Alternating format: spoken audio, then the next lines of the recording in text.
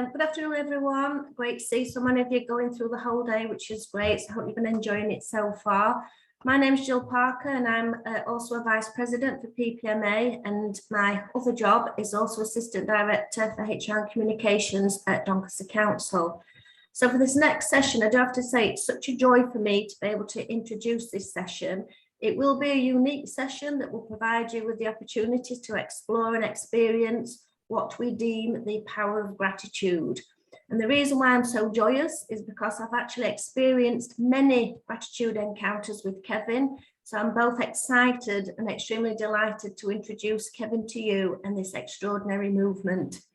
So Kevin himself is internationally known and renowned for his transformational vision and expression by the power of gratitude. And he's got such a unique ability to create environments, host encounters, and also curate experiences that are just not only transforming our communities, but very important in our workplaces. So I hope you're going to be prepared to be inspired, encouraged, and experience something truly remarkable.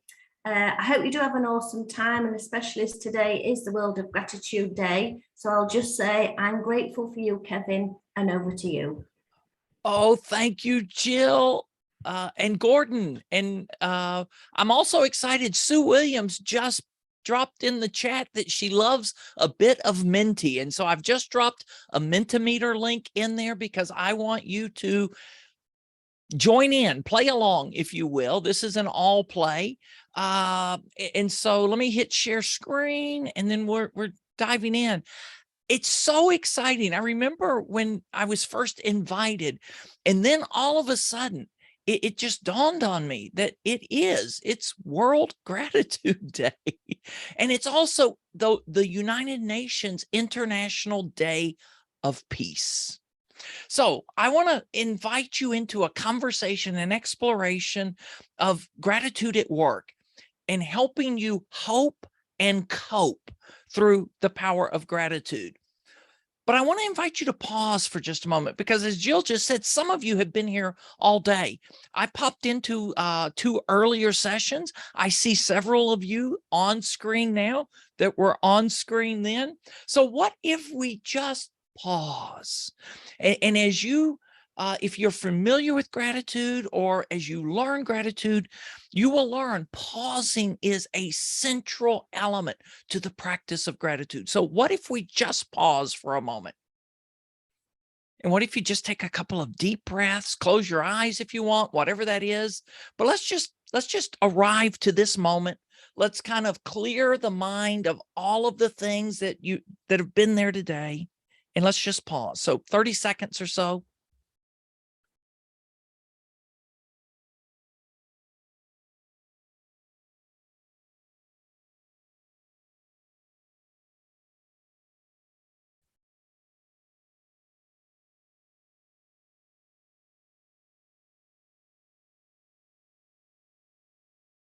Pausing, if only for a moment, allows you and I to go somewhere different in our minds, or even just to slow our minds down.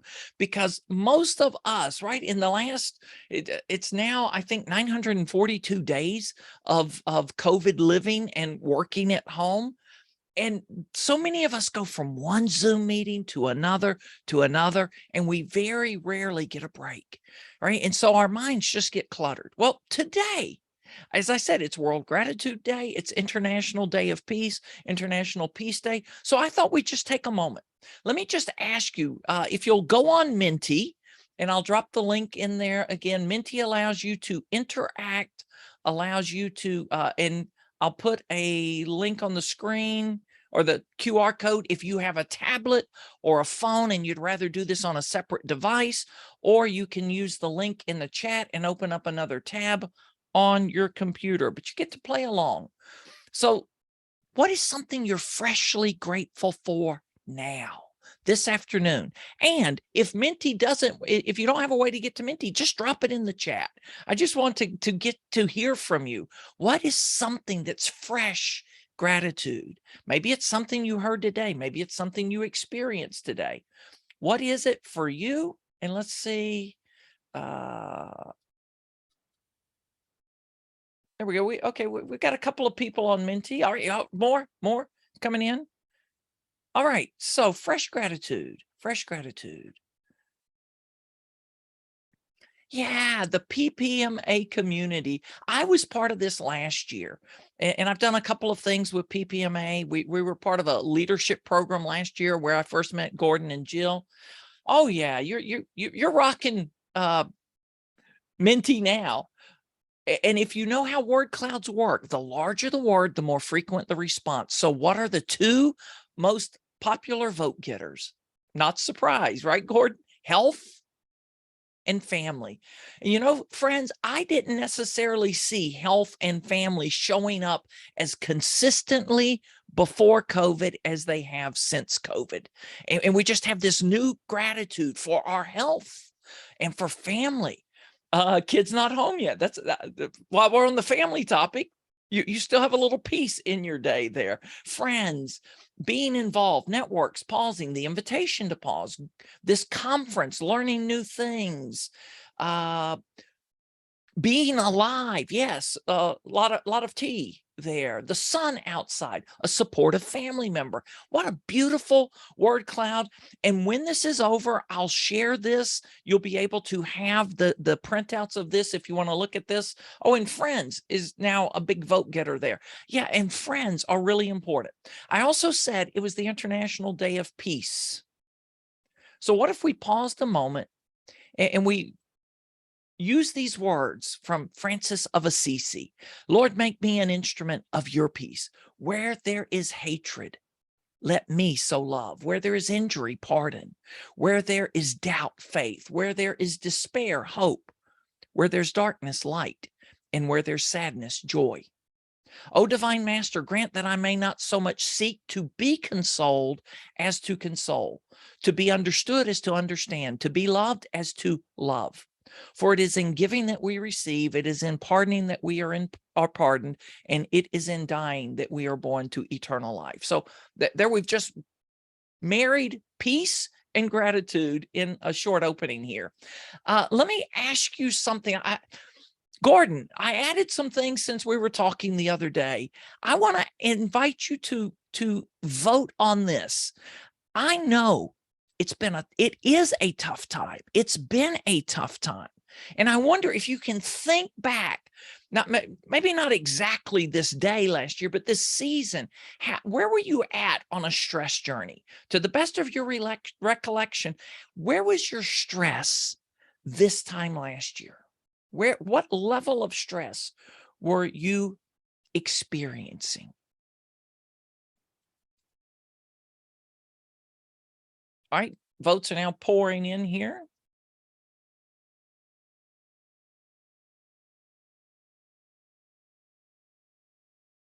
Okay, wow, look at this.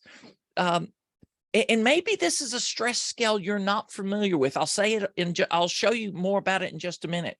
But I wanted to just kind of capture this, where you were at before I introduce this, the concept. So let me grab a picture so I have the numbers that are here. All right, now, with that in mind, where is your stress level now? Maybe not now, this time in the afternoon, but just generally right now, this period of time, this week, this month, what level of stress are you feeling now? Okay, votes have poured in again. So I'm gonna switch back, but I'm looking at the numbers. Do you remember where the numbers were? Wow. So well done. That's what I want to say. Well done. Look at this. So last year, 17 of you were at the level of strain and 4 at the level of burnout. And strength, comfort, and boredom were lesser. Now it's a little more spread. The bad news is one more person is at the level of burnout. And that's not good. Now, let me show you where this comes from. This is the Yerkes-Dodson stress curve. And I had a friend that introduced me to this a couple of years ago. Are you familiar with the term eustress? Right? Eustress is the good stress we have in life. Not all stress is bad, to this point that if we don't have any stress, you may be bored. Eustress, that positive stress, allows us to have some learning. We're leaning in to learn something, and we're leaning into the strengths you have and showing up for your colleagues. But then when it gets over and it's strain or burnout, that's when stress becomes dangerous. So let's look back at this. You know, right now you're a little more of a bell-shaped curve. Last year, this time it was a little over to the right, more negative stress.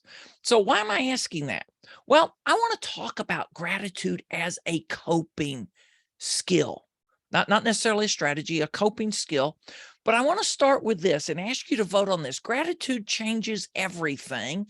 I'm curious, how do you respond to that statement, to this belief? Gratitude changes everything. Are you skeptical about it? And it's okay to be skeptical about it, right, Gordon?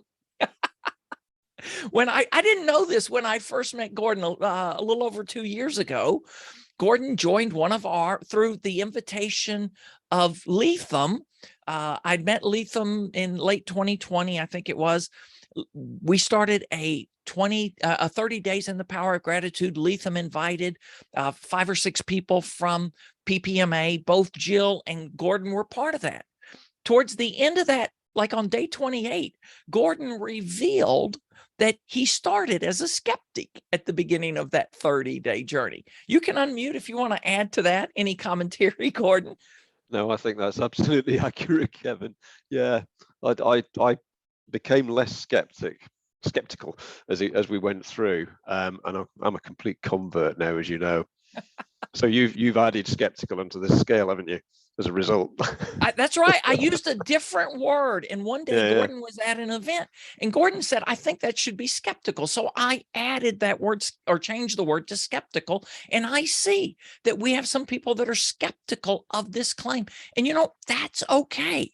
I'm not offended that someone is skeptical about this. Now, what I will say, look at this. The majority of people here are to the right side of this. Either 23%, I hope it's true, 33%, I believe it's true, up to 34, and 22% say I've experienced it as true. Now, a large number are still skeptical about that. Really? Everything? Gratitude changes everything? Or it sounds too good to be true. Wherever you're at on that journey, that's okay. I want to share some things, invite you into some thoughts about this. And I know that earlier, was it Rob? Was that the gentleman's name that was talking about positive psychology? Right there, some of you may be familiar with the term toxic positivity. And maybe you've had somebody present gratitude as part of a toxic positivity doctrine or campaign they were on, right? That the worst thing in your life has just happened. They go, oh, be grateful for that. You know, cheer up, pal. And I know. So I don't believe that gratitude is a cure-all. However, I found gratitude to be one powerful cope-all. Gratitude helps us cope even with the most difficult, most unbearable situations. And what I would say, if you find yourself in one of those situations, a really dark period of life, and I've been there, right? A really difficult season of life where you've received some kind of tough diagnosis for you or a family member. I'm not saying in that moment you should be grateful for that. That's not what I'm saying.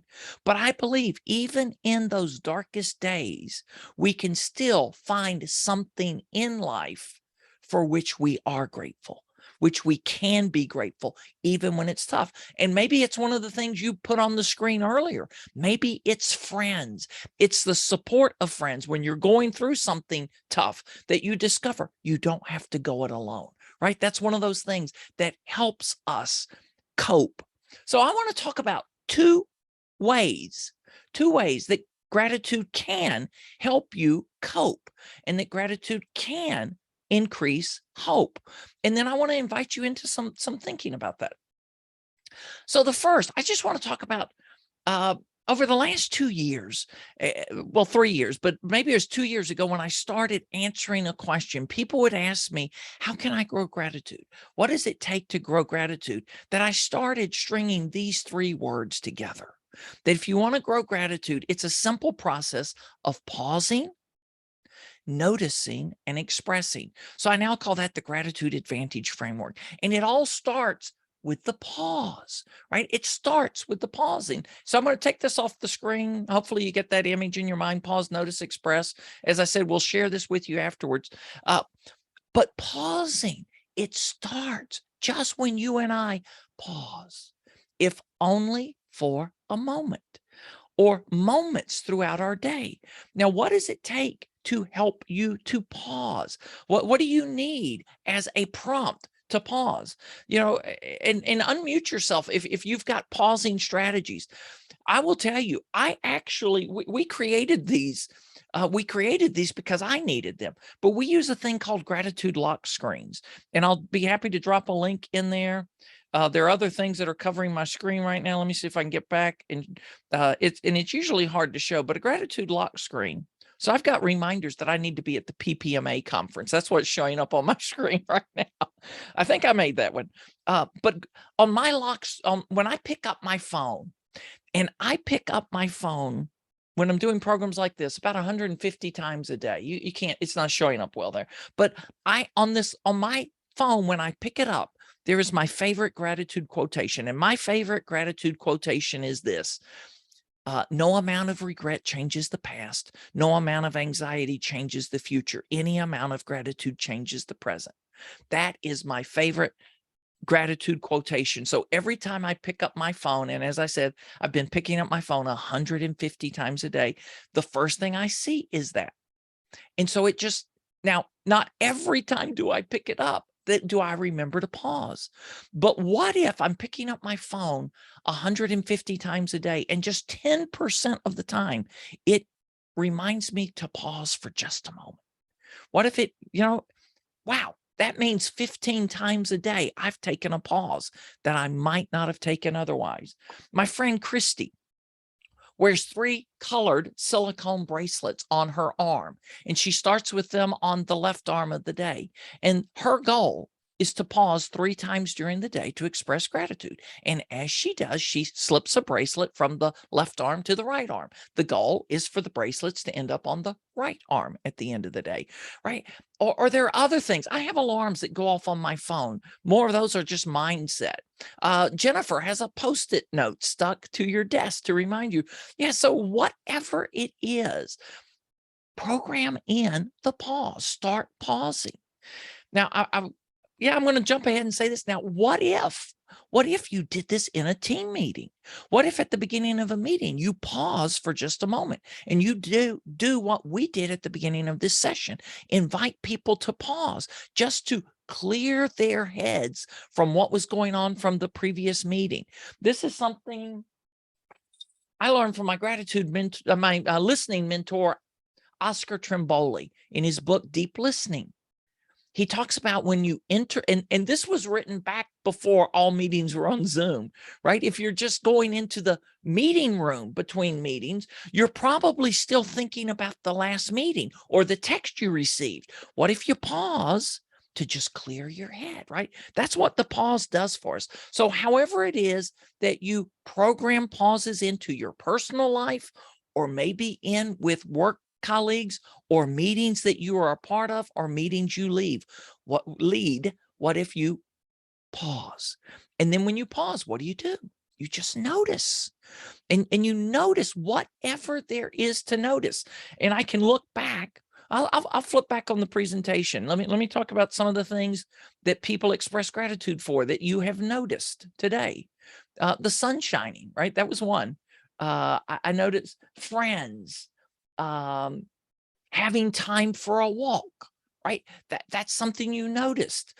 Another lunchtime walk, the sunshine, good health, friendships, the PPA community, feeling happy, the cooler weather, this conference, my wife, All of these things are things you notice. So what do you notice? You look up, you look down, you look around, maybe even you look within, and maybe you notice something, a personality trait that you've exhibited this day, and you go, I want to express gratitude for that. So you pause, and as you pause, you notice. You notice something, and as you notice something, you take a moment to give expression to that. And any way that you want to express is fine. Maybe you keep a gratitude journal. I keep a gratitude journal. I write in it daily.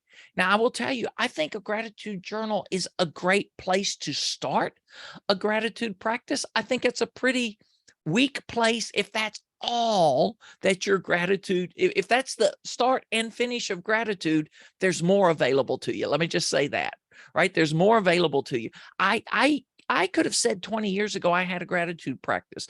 The gratitude practice I had 20 years ago, I could do in about 30 seconds a day. And some days I did it in 30 seconds and never gave gratitude another thought.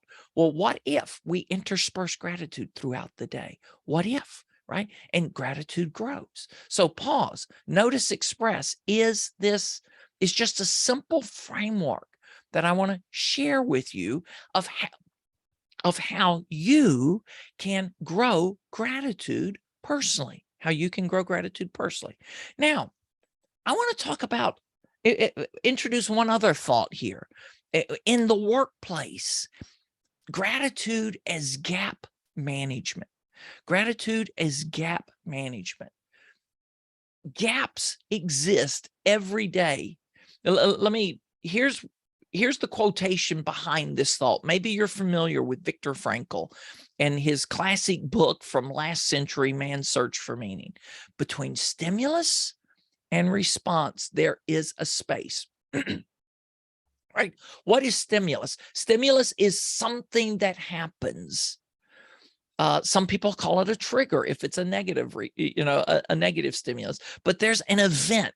There's an email, there is a statement, there is something that happens. And between stimulus and how you and I respond, there's a space. Now, Susan David has written a whole book about what we do in that space. It's called Emotional Agility.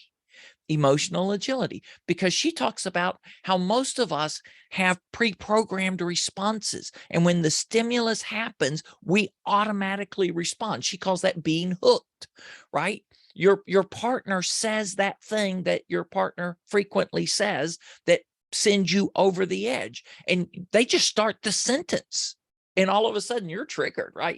You feel anger rising, you feel whatever that negative emotion is, that's being triggered. But Viktor Frankl, between stimulus and response, there's a space. In that space is our power to choose our response. And in our response lies our growth and our freedom.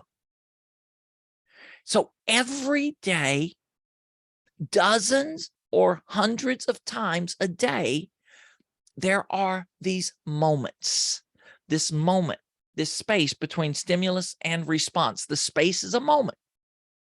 And in that moment, there is a gap. There is a gap. Now, I think these gaps have been widened through remote work and COVID times. And so much of our communication now is text-based, either email, Slack, Teams, or just texting on your phone, whatever it is that you use. And how many of you have received when I say text, a text-based message, whether it's text or email, and you're not quite sure how to interpret the tone with which the text was typed? Right? I mean, these things happen. You can read this, and we may be prone to interpret some sort of negative emotion attached to that. And it generates a response. Now, maybe the person said it with absolutely no malice, but maybe they were just busy. They were rushed, and they felt they needed to get you a response, so they typed something up. Well, in that moment, a space exists. And I will tell you, these happen every single day for all of us. So these gaps occur daily. And I'm wondering, what are things that create gaps in your work, in your life? Drop some of those into the chat. What are things that create gaps? What's a gap you've experienced even this week? Or in the month of September? What's a gap? I want to see some of these gaps. And I will tell you one. A couple of weeks ago, a client I was working with sent me an email, and the email was kind of, short. And the email just said, this proposal isn't what I was expecting. And that was a big gap for me in that moment. In that moment, it was oh crap. Oh gosh, what's happening here? Right. So there are those kinds of gaps that happen. And it initially, I felt panic. I thought, oh gosh, I've blown it. I'm losing this trust that we had. And then all of a sudden I thought, no. I've got a decade of trust, more than a decade of trust built up with my friend JC. He is a client. He's been a client at 2 different organizations. But what happened, and Gordon's heard me tell this story before, Gordon and Jill both. What happened is I respond, and there are crickets for hours. And JC travels a lot. So he could have been on a plane to Latin America, because he works in Latin America. And then when he responds the next day, I said, can you meet? He goes, yeah, tomorrow. So now I have to go all this day wondering, right? All of these thoughts spinning in my head. And as Gordon said, making assumptions. I've made some assumptions about what's happening here. Yeah. And Sue, instant messaging, right? There's so many times in instant messaging, something comes up and because it's instant, people may not have thought it through. Well, what happens when you have that gap? Let me move on here, and I'll finish the story with JC in a moment. So mindfully managing the gaps is what matters, right? And on the tube throughout London, you see the sign, mind the gap, mind the gap. Why? Because if you don't mind the gap, you step into the trap. There's a gap there. Mind the gap. So mindfully managing the gap is what matters. Mindlessly ignoring the gap or being ignorant of the gap just magnifies it, and the gap grows, or not addressing the gap for a couple of days. It grows, as it did with JC and me. Well, when we set the call for a Tuesday morning. I still remember it. And as the meeting began, I said to JC, I know that what you received isn't what you were expecting. I'm not sure where the disconnect was, but you know what? I'm confident that we can find a win-win resolution in 15 minutes or less. And we did, right? We were able to easily close the gap, but that gap could have made me crazy for about 72 hours, because it started on Friday. It actually started on Wednesday when I sent the email. I don't get a reply till Friday. Even in that gap, I knew something was up. Then there's another gap after it's been acknowledged. So how do we fill this gap? That's what I want to share. Recognizing and responding to the gap that happens will either broaden the gap or bridge the gap. The choice is ours. So self-awareness. And we just talked about pausing. So I just want to talk about level 1 self-awareness. And what we hope all of our colleagues become aware of is they know this gap exists. They learn that when there's a stimulus, maybe it triggers us to react. But between stimulus and response, there's a gap. So knowing that gap exists is the base. The next level is when you and I use the pause to expand that gap just a little. What if through pausing, we don't go with our natural inclination or our first response? Or what if we assume positive intent rather than the worst possible response that comes to our mind? We assume positive intent. So we grow this space a little. That's the next level. So here's what I want to share. And this is a brand new photo. Someone posted this. Gordon, you might have seen this on Sunday. Nana posted this. And I asked Nana, could she send me this photo because it's way better than the one I used to use. And this is from the Isle of Lewis. I asked her where it was. This is the Isle of Lewis. Gratitude is the gateway to abundance. It opens the way to more of the good things in life, right? And I look at this picture and right here in the bottom, there's some beautiful flowers. There's this gate that's open. The sun is just about to come over the horizon. When you and I embrace gratitude, it tees us up for this approach to life, right? There are good things on the horizon, and the path is filled with good things. Gratitude's that gateway. If you're wondering about a definition of gratitude, here's the one I use. It comes from Patty Blackstaff in a journal she created. Gratitude's appreciation for all that we have, all that we are, and our ability to show love and kindness to others. I love that as a definition of gratitude because it gets it beyond just the things you have. Gratitude for stuff or gratitude for the blessings in life. You know, if you take a real positive approach to and broaden your perspective of things, but this takes it to who we are, the skills, the talents, even your DNA, right? You can be grateful for your idiosyncrasies and for our ability to show love and kindness to others. Aeneas Nin said, we don't see the world as it is, we see it as we are. And gratitude helps us get this fresh perspective. Wayne Dyer said, when you change the way you look at things, the things you look at, they actually begin to change. So when you and I pause in those gaps, and what if we use gratitude to shift our perspective, to shift a mindset about what's possible in a relationship, or, you know, even if somebody fires something at you that's that it's clearly a terse remark, it's clearly a low blow comment. What if you can just step back and go, well, they must really be having a tough day, because I know Jill, and I know that's not what Jill would intend to communicate to me in this moment, right? Jill and I have this friendship, this history, so she must be having a bad day. Rather than me getting upset and reacting, maybe I even have compassion and empathy for Jill and wonder what's going on with her. So what if between stimulus and response, we not only pause, but what if we fill that gap with gratitude? We do what I was just modeling, you know, thinking about with a person. When there is the opportunity to be triggered, what if we fill that gap with gratitude? What I did with JC a couple of weeks ago is like, wow, I've got 12 years history with JC. We've done projects before. I know JC respects my work. I respect him as a leader, and I'm grateful for the history we have. I'm grateful that we can reach resolution to this, and we did in 15 minutes. And it was a simple misunderstanding. I added something to a contract that I hadn't told him I was adding. What happens when you add something to a contract? The dollar amount goes up. So the dollar amount was simply higher.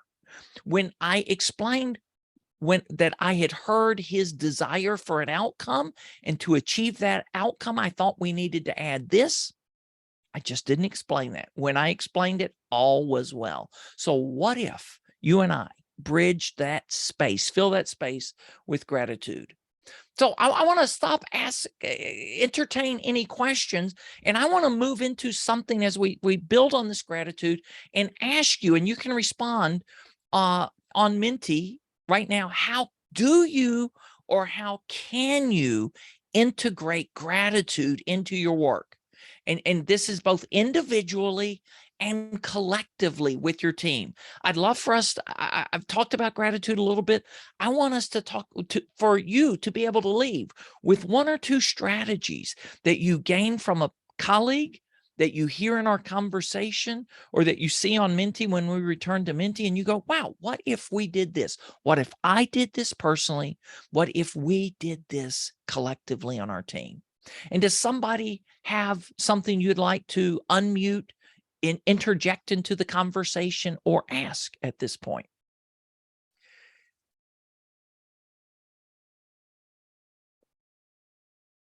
Well, I'll put Minty back on the screen because it's great responses that are there, encouraging people to pause, introducing the pause, thanking people for what they're doing,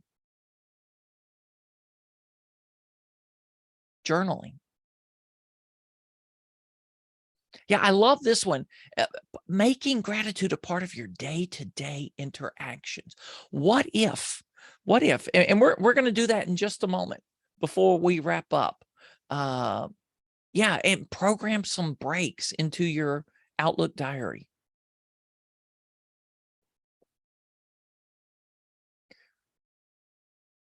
Is there something you see on the screen that you either want to elaborate on or ask for more information from? I love it that several of you are saying incorporate it into your meetings. And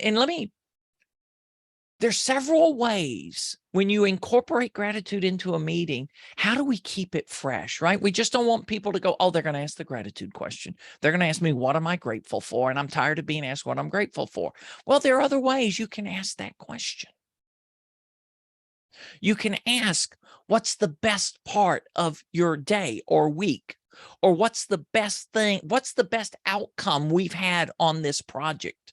Or, you know, any of those things that put people into this thinking about and looking for the good. And, or maybe even asking people to shout out a colleague that has been particularly helpful on a project. Who on the team do you want to celebrate? Oh, this has become my favorite question. And I'll give it to you the way I've been asking it for the past couple of months, because there are two words that are keying. What do you choose to celebrate now?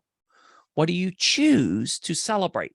Because we all have a choice, right? We can choose to celebrate something. I'll give you the quick backstory. I don't even know when I started asking the question, but about 3 months ago, I had a friend. Her name is Laura. She's on the British Columbia part of Canada, and she had launched a program that day. And I had had a couple of conversations. I knew that she was launching it.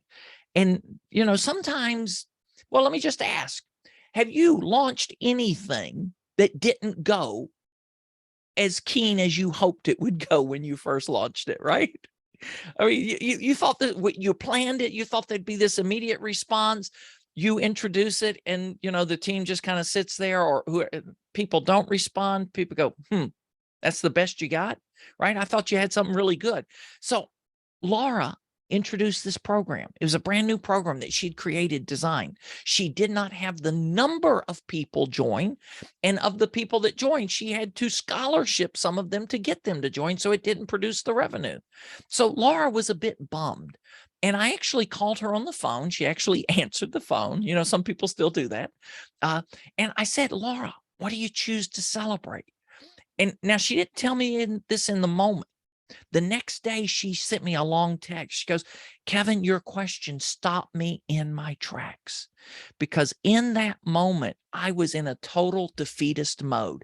I thought there was nothing to celebrate. I thought the day had been a bust. And when you ask, what do you choose to celebrate now? It put her mind in a different direction, and she had to think and I said, here's what I will choose to celebrate, Laura. Yesterday, this program didn't exist. People people didn't have this opportunity. Now they do, right? Wow, if you and I introduce something new to the world, and if that introduction, even if only one person responds that first time we offer it, it's something new and it can grow.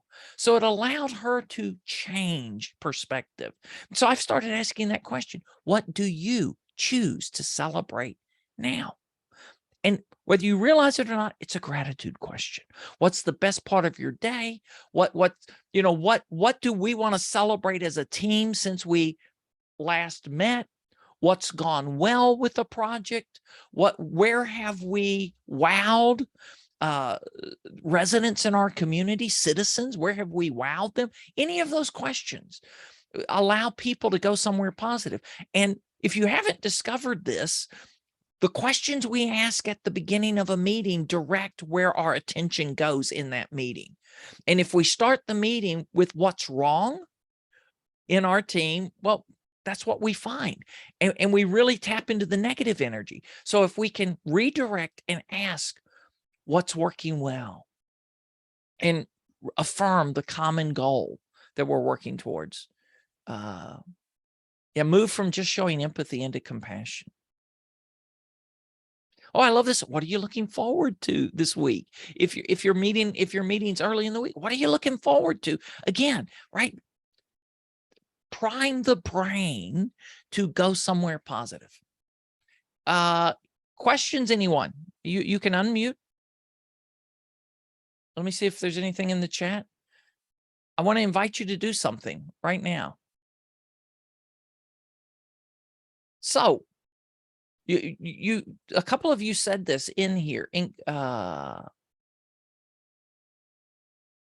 Daily practice of gratitude, taking time to thank others. So we got about 5 minutes left. I want to ask you right now to just think of someone in your life. It could be on your team. This could be a friend. It could be a family member who has been a bright light or a superstar of doing little things that just make your life better, your work easier. And does everybody have someone in mind? Right? So I'm invite you to pause right now. You've already noticed the little thing they've done, who that is. What if we express? So let's just take 60 seconds, 90 seconds, and send that person a text message right now. However it is that you message them, if that's on your phone, if it's on WhatsApp, let's all do this. And I'm going to do this as well. Let's communicate our gratitude, the gratitude we have for someone to someone.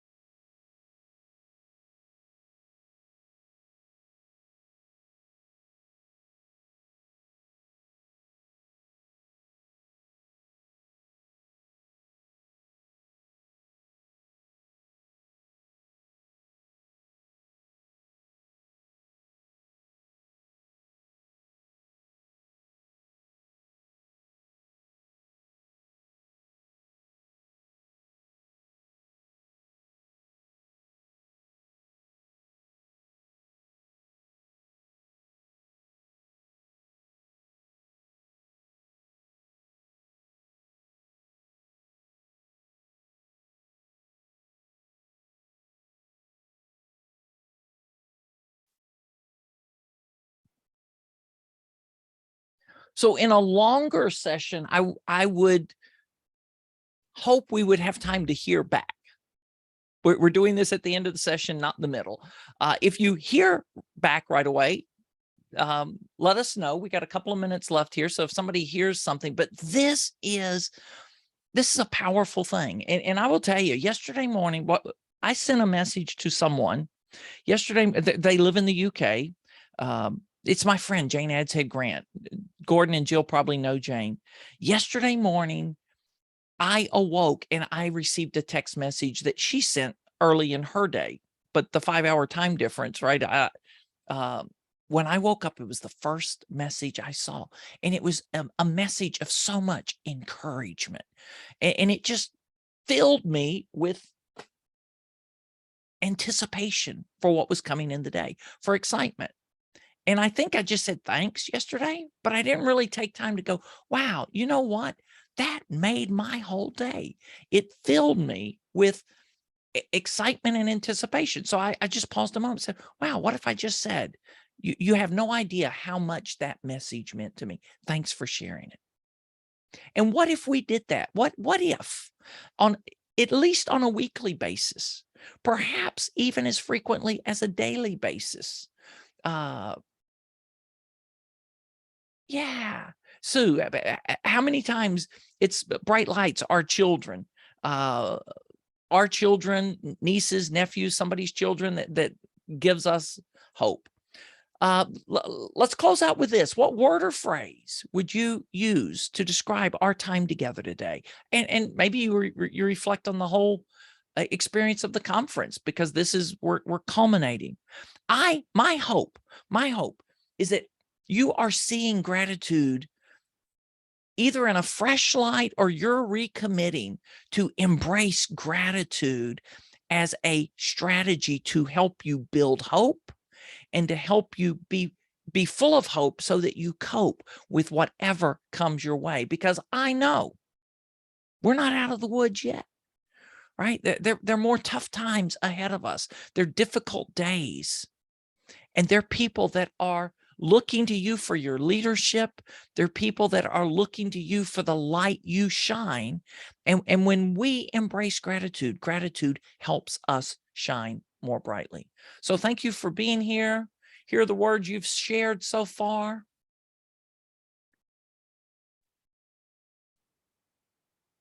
And to whom do I turn it over to now? Thank you for allowing me this time. Jill. Me. Thank you very much, Kevin. So I know I said I thought it would be an amazing session, and it always is. And obviously it's my opportunity to bring this to a close. But before we do, I just wanted to mention that I have had a response back from the message I sent. And it was really just a genuine thank you for someone who's always put a positive spin on things. And the response that I got back was, that means a lot to me today, as things aren't going as well as I hoped. So if nothing else, it makes a bit of a difference for somebody.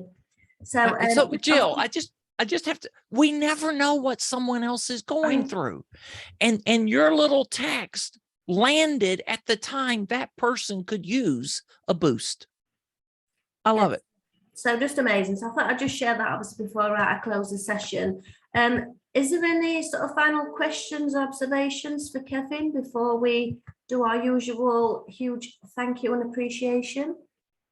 I hope you've enjoyed that session anyway, and thank you so much, Kevin, for being with us today. It's been marvellous. But I'm going to hand back now to Gordon, obviously our current president, who's going to close out the remainder of today. Thanks, Jill. Thanks again, Kevin. Thanks, Jill, and thank you, Kevin, as ever. Just a couple of quick thoughts just to finish off, and thank you for those who have managed. The numbers have dropped a little bit through the day, but I think that's inevitable. People are busy, but thank you for those who've stayed for the whole day. We've had some really great speakers, and I think we had some really thought-provoking presentations and discussion, starting the day with the big strategic need for systemic change, and then working from there. And the session on authentic confidence, I think, is really sort of helpful at a personal level, isn't it? And then Rob taking us through how to thrive at work, and I think just raising awareness, increasing levels of understanding, some really practical stuff for us to think about. And I think with Ian, we can all take something from the tendering transformation story. I mean, just, rooted, talk about the right audience, values-based culture, really, really good stuff that we can all identify with. And kind of 10 years on is proving that it's worked. And then finally, on World Gratitude Day, a great session as always from Kevin, leaving us on a high, but with food for thought as well. So, things to think about and take forward, not just ourselves, but with our teams too. And then obviously the final plug from me is come the autumn, we'll be putting out the information about next year's conference at the end of April in Birmingham at the NEC. And I'll probably mention that a few times between now and then. But thank you ever so much for taking part. Hope you got a lot from it. and it's been good. Thank you.